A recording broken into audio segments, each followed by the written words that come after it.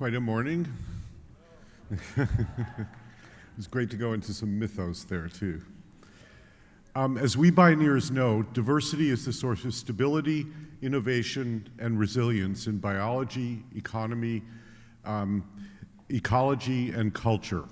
As the U.S. is morphing to become a majority-minority nation, our diversity is actually our greatest source of strength. By around 2020, more than half the nation's children are expected to be part of a so-called minority racial or ethnic group. We also know race is a social construct, so that's a delicate one, but this is the Census Bureau after all. It'll put Americans under the age of 18 at the front of a trend that will see the overall population follow suit within 20 years. Over the next 46 years, the quote, 2 or more races population is projected to be the fastest growing of any. Although no one so-called racial or minority group will be dominant by size, Hispanics will be the leading ethnic group in the US.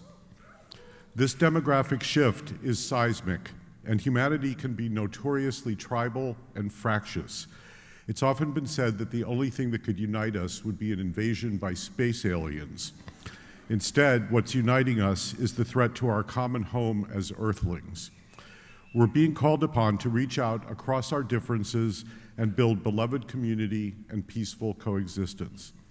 To succeed, we need to build great coalitions by joining together past race, class, and cultural differences. Mainstream environmentalism, despite notable recent efforts to broaden its base, is still largely a white middle-class movement. Yet support on climate change and pollution is highest in minority communities, far higher nationally than among white people. These frontline communities are almost inevitably the ones who suffer first and worst. No one group of political leaders has been as consistently green in its voting record for many decades as the Congressional Black Caucus. Now it's, Thank you. Now it's emerging that Hispanics may in fact be the most ecologically concerned community in the country. According to a poll by the New York Times, Stanford, and the Resources for the Future research group, Hispanics are far more likely than non-Hispanic whites to view global warming as a problem that affects them personally. They're far more likely to support policies aimed at curbing it. A formidable 63% of Hispanics said the federal government should act broadly to address climate disruption. There are few people who have worked harder or more effectively to mobilize Hispanic and Latino communities around environmental issues and to build bridges to the broader green movement than Adrianna Quintero. Her activist career began in the 5th grade. She organized a protest when her school wanted to cancel the science fair for her class. Born in California, raised in both the US and Colombia, she became highly sensitized to the planet's devastation and its grievous impacts on poor communities everywhere. Adrianna became an attorney and 16 years ago joined the legal team at the NRDC, the National Resources Defense Council, the nation's most effective big green group at environmental litigation. Yay for NRDC. She began in NRDC's Environment and Health program, litigating cases on pesticides, toxic chemicals, safe drinking water, clean air, and environmental justice, as well as US-Mexico border issues. In 2004, she wrote the groundbreaking report, Hidden Danger: Environmental Health Threats in the Latino Community. She's worked relentlessly since then to bring Latinos into the environmental conversation in DC and throughout the country. She founded the nonprofit Voces Verdes, a leading national Latino coalition on climate change and clean energy. Upon becoming a senior lawyer at NRDC, she displayed so much skill at bridge building that they wisely broadened her mandate to engage diverse communities nationwide, including African American and faith-based leaders. She's now NRDC's Director of Partner Engagement. Please join me in welcoming the visionary Voce Verde, Adrianna Quintero. Wow. This is really exciting. Thank you so much, Kenny. I've got a lot to live up to after that great introduction. It's really exciting for me to be here with you guys today. You all are why this movement thrives and is so important to me and so many others. And as Kenny said, we have to stay alive. We're all part of this beautiful system we call nature. And when we look at biodiversity, so beautiful, so perfect, we know as environmentalists that it's at the core of everything we do, and it needs to be at the core of everything we do, because biodiverse systems are strong, they're resilient, and they truly recognize the fact that every single piece of that system matters.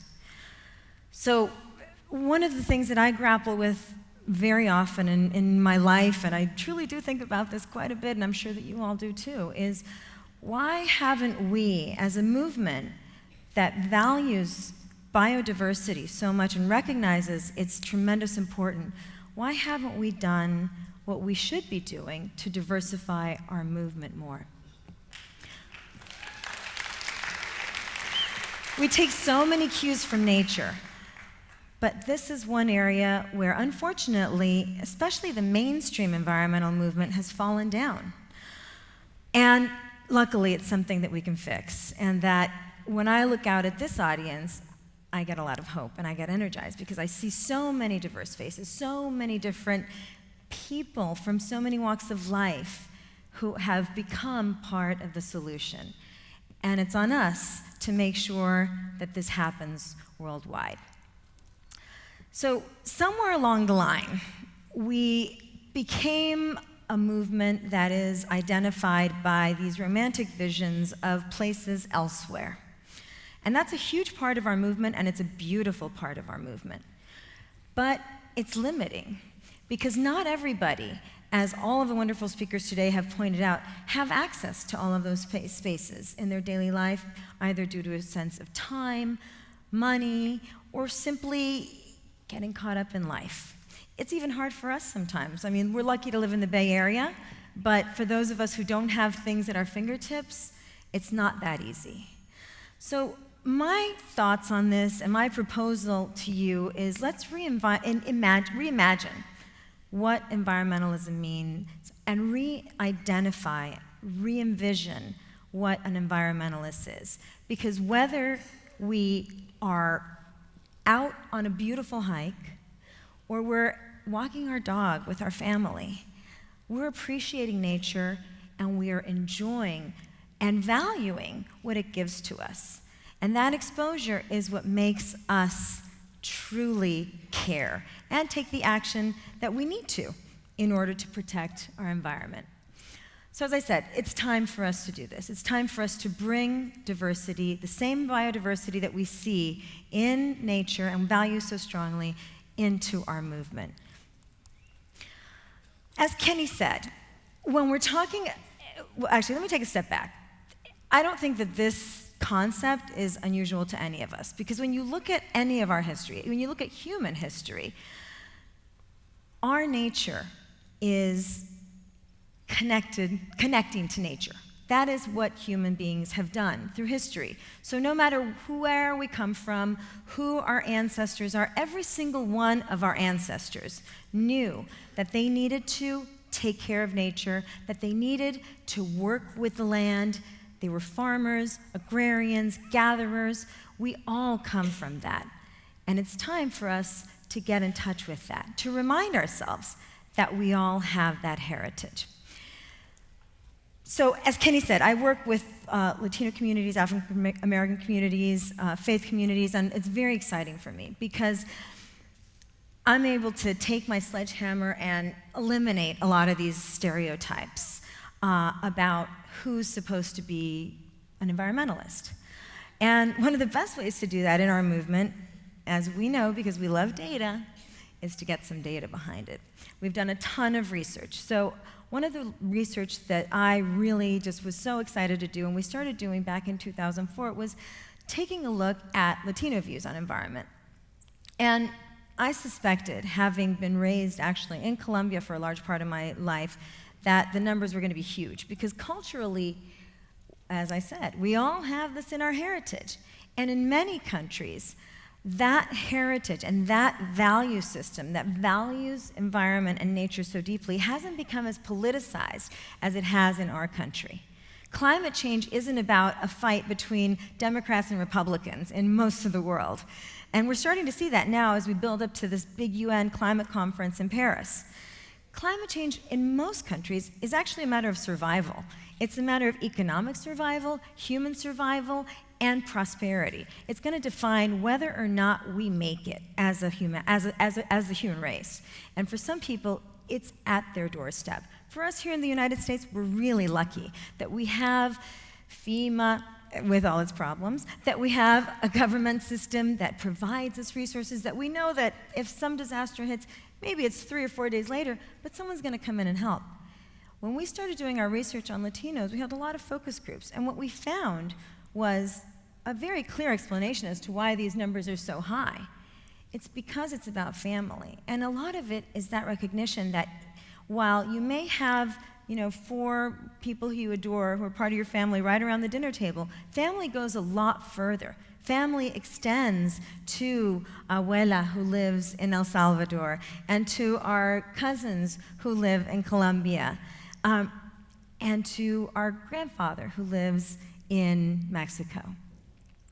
And it's that recognition that having these impacts in other countries of the world doesn't necessarily mean that we're going to be able to rebuild. In fact, it means the opposite. It often means that we're going to lose it all.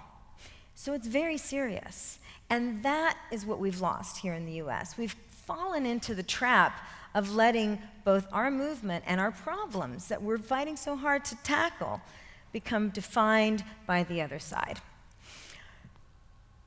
Anyhow, we look at these numbers, and it's my question again and again, because there's poll after poll after poll, and this is from the most recent polling by Earth Justice and Green Latinos. But the numbers are the same. Extraordinarily high numbers of Latinos care about climate change, air pollution, water pollution, public lands, species. When you look at African American numbers, they're exactly the same. This is an interesting set of data because this is the rising American electorate, which includes all of these people, people of color, people like us, women, single women, gay, straight, transgender communities, young voters who, I don't know about you guys, but I was very, very inspired by all the youth that I've seen here today and throughout the weekend. I mean, thank goodness we've got them looking out for our future because we haven't done as good a job looking out for theirs. But when you look at these numbers, again, you've got an extraordinary amount of energy in people who have the power of the vote in their hands. And none of this should surprise us because, again, this is a human movement. This is something that we are all, yeah, I hate to say it, but we're all environmentalists, whether you like it or not. But we've fallen into this labels game.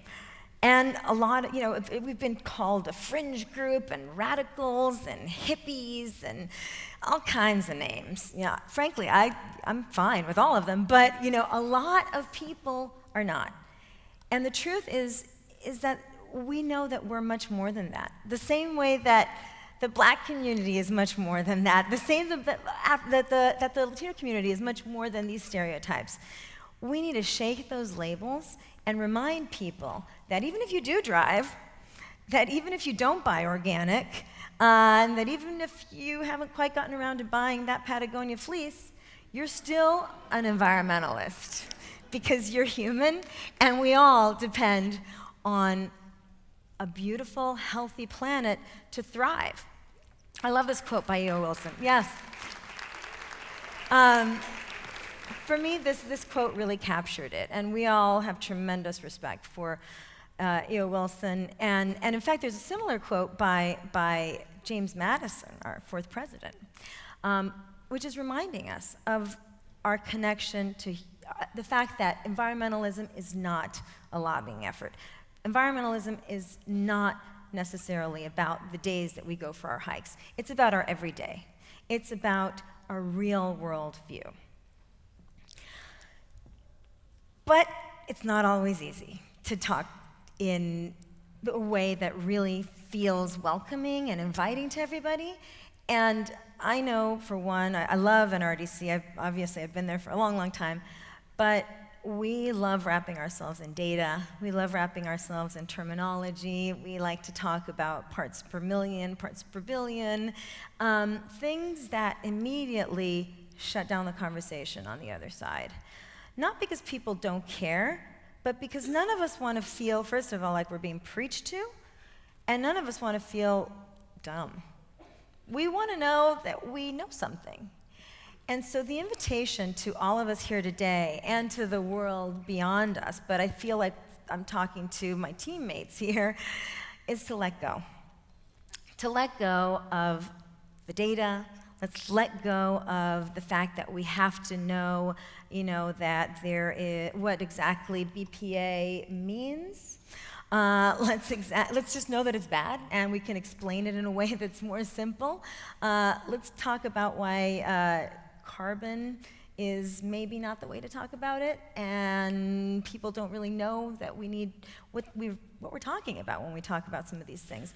And let's instead go back to our nature, to our culture, which is of storytelling. Let's invite people to join us and be part of our team because their stories matter. Whether or not it's completely on point with the data, whether it's completely on point with the precise words and definitions, all of our stories matter. Because that's where we bring people in. That's where we share our humanness. That's where we connect. And we need to connect. We need to connect to others who have not felt welcome simply because they may not have the same level of education, they may not have the same level of experience, or they simply may have not given it enough thought. We can all talk about our experiences with nature in a way that's inviting and makes sense, and we can all become advocates and part of our team. We're about to enter an election year, and I had to put this soothing slide of my daughter because when I think about voting, I get a little bit worked up. But it's going to be heated, and it's going to just test some of our patience if it hasn't already. But that's one place to start. We all need to encourage our friends and family and anyone we come into contact with to vote and to think about who they're voting for. And so along the lines of environment, we all want environment on the agenda, and we want people to talk about it. We want to know what every single candidate thinks about the environment.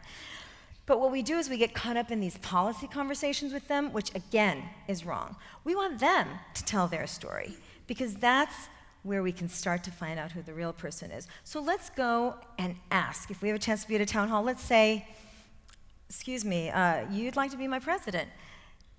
How do you feel about clean air? How do you feel about clean water?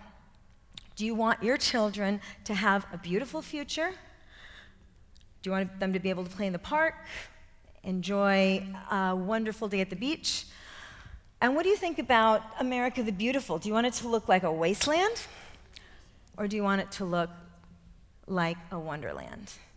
Because the truth is I just have to believe, otherwise I might be too depressed, that we all would choose this over this. And yet this is what we're doing to our country.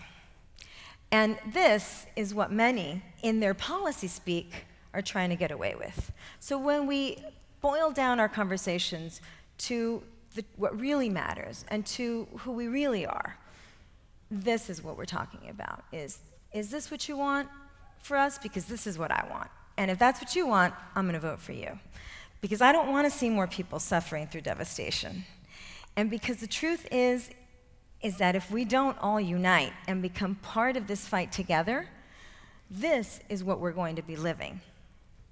Back and forth. We don't want to see this anymore on the news. We don't need this. We need hope, and we need to know that we can do this, and we can do this. So I want us to remember that we are part of this, and we need to go out and bring people in. We need to let go of our judgments, too, because I think that sometimes we get caught up in so much we wanted this to happen that we forget that maybe our neighbor who drives probably too far to make it to her 3 jobs so that she can feed her 2 kids, and she can't quite buy organic food, she's actually our perfect ally. We need her. And we need the businessman who's running the shop on Main Street, because all of them can join us to tell our leaders, our decision makers, how much they care. And trust me, our decision makers care much more about what they're going to say than what we're going to say, because they know what we're going to say. If I send something in saying I'm with NRDC, they know, they don't even have to read it. They know what I'm going to say. But if I bring my neighbor and her kids in, as so many wonderful advocates have done, and if I bring in the environmental justice leader who's lived this, or the young people who are going to face this and are really worried, then we start to see action. Because they're going to look at that mom who's sick of driving all over town for her kids, and they're going to assume, oh, she just cares about jobs. She's just worried about educating. All these assumptions that we have. When she starts talking about how she's really a huge advocate for public transportation because she'd rather not have to drive that much, and she'd love her neighborhood to not be a food desert where she can't get healthy food for her kids, that's when we start to get the action. Those are the voices we need. Every single voice. Nobody wants to listen to a choir with the same voice. It's boring. Nobody wants to walk through a forest that has only the same tree. You don't want to listen and hear, oh, there's that same beautiful little bird again. I really wish I could hear a different bird call. We need diversity to thrive in our movement, in our nature, and in our thoughts and our voices. And we need to welcome those in and find our connectedness, because there are so many common threads. And every one of us would much rather look out to a beautiful future with hope and inspiration than to the devastation with fear and just despair. It's on us to pump people up, to help them raise their voices, and to change the words that we're using, because words have strength, and our words can include or exclude. So I think that if you look around the room today, it's exciting, because this is what our future environmental movement can look like. Reimagined with indigenous people, with black people, white people, people of all colors, all creeds. That's where we find the energy.